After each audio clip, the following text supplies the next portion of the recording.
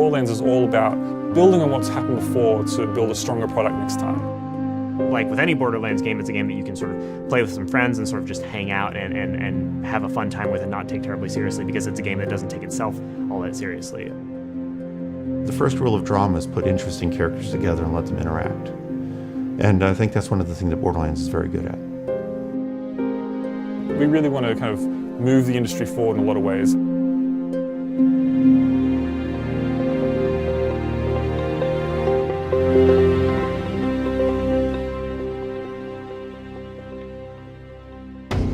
A lot of the things that were still kind of lingering that just needed to get out of us after we'd finished Borderlands 2 were able to get into Borderlands the pre-sequel. Between Borderlands 1, we just had a huge number of weapons.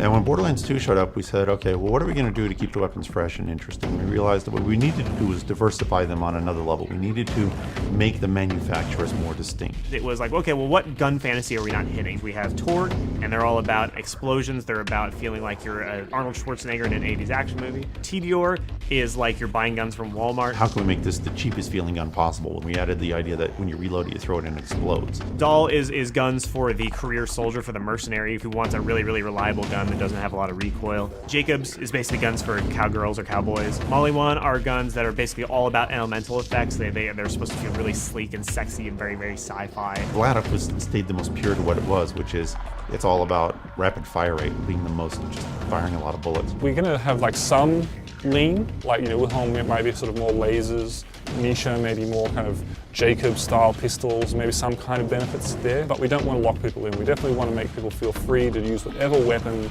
they feel is going to be most entertaining to use.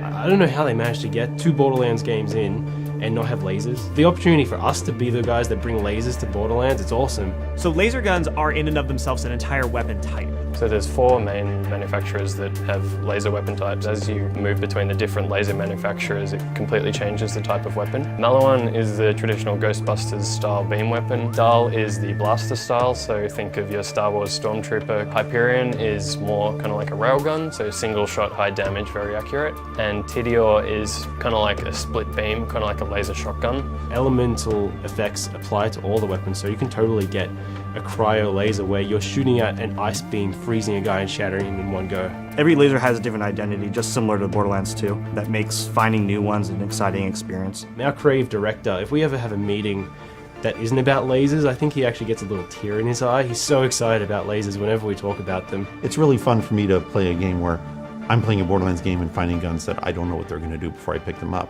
It's very entertaining. Wait, why the hell are we playing this kid's game? Oh, you know, maybe because shut the hell up, Morty! Fans are probably pretty knowledgeable about Borderlands and post-launch support, and this game's going to be no different. We're sort of talking a little bit about what else we could do. We want to have some more content-based DLC. We sort of want to. We're still finishing up the game, so we haven't got too deep into that. But we have had a history of supporting DLC, and I think really badass DLC. Tiny Tina, you know, really showed what you can do with a DLC pack, and we're interested to explore things like that, you know, where we really turn things on their head and just have a lot of fun with what we can do with the DLC packs.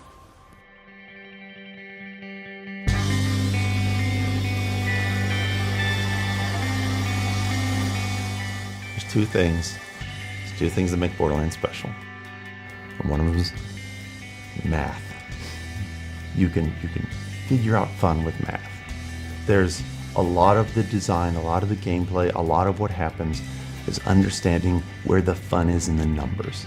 Borderlands is a surprisingly awesome and successful franchise, and I can say that because I didn't work on the first game. I just really, really enjoyed it as a player. Even then, I sort of felt like there was something special here. There's something that the guys that made this game latched onto that was just smart as hell and really unpretentious. One thing I've learned in my career making video games is when you're working with a group of talented people, whatever they're most passionate about, they're going to make it great. One of the most important aspects of the development of this was to let the folks that are creating the game be part of the process. So it was a really interesting collaboration. It's been interesting. This project has evolved a lot since it's originally started, and people have gotten more excited and more excited as we've seen what it's grown into. Then it's like, wow, we're making a full-on real Borderlands game, which is, to people like me who are huge fans of the franchise, it's just really exciting. It's just great to see the fruits of our labour kind of really coming together. We're just getting to the point where it's really excited and we just can't wait to kind of get it out there and see what the public thinks. My hope is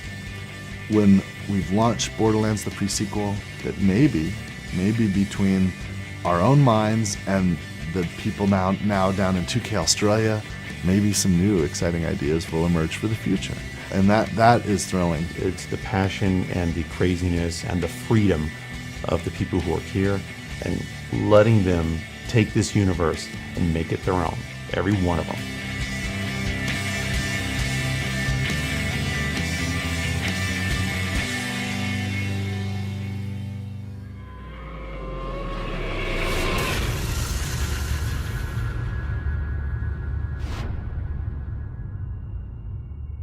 You coming?